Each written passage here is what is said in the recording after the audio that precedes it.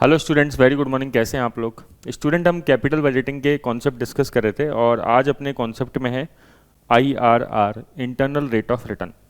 आपने IRR investment decision या capital budgeting में पढ़ा होगा।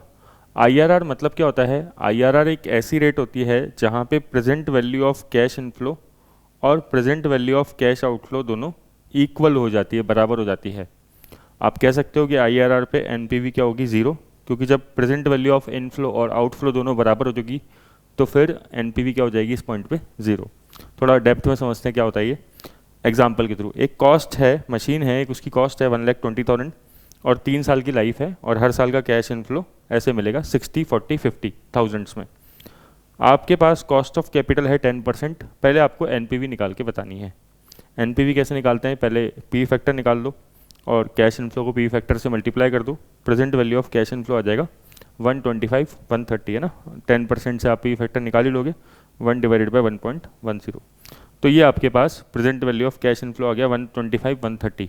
ठीक है, इसमें से कॉस्ट लेस कर देंगे तो आपके पास एनपीवी आ जाएगी 5130, 5130। ध्यान से स्टूडेंट, आईआरआर क्या होता है? आईआरआर एक ऐसी रिटर्न है जो हमें एक्चुअल में प्रोजेक्ट से मिल रही है। It is the rate of return hidden inside the project. मतलब हम प्रोजेक्ट से एक्चुअल में कितना परसेंट अर्न कर रहे हैं।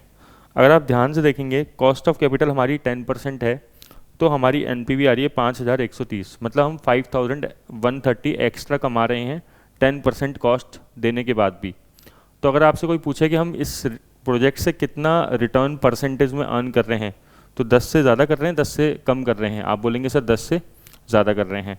लेकिन वो 10 से ज़्यादा कितना कर रहे हैं वो हम अगर एग्जैक्टली निकालें तो उसी को क्या बोलते हैं? आईआरआर। आईआरआर एक परसेंटेज में रेट ऑफ रिटर्न होती है। आप कह सकते हो it is a actual rate of return from the project considering time value of money. Time value of money को कंसिडर करते हुए एक्चुअल में कितना उस प्रोजेक्ट से अर्न कर रहे हैं। स्टूडेंट, इसको नेक्स्ट क्लास में कैलकुलेट करना सीखते हैं। इसका पार्ट 2 आएगा आईआरआर का, आप वो ज़रूर देखिए। Thank you.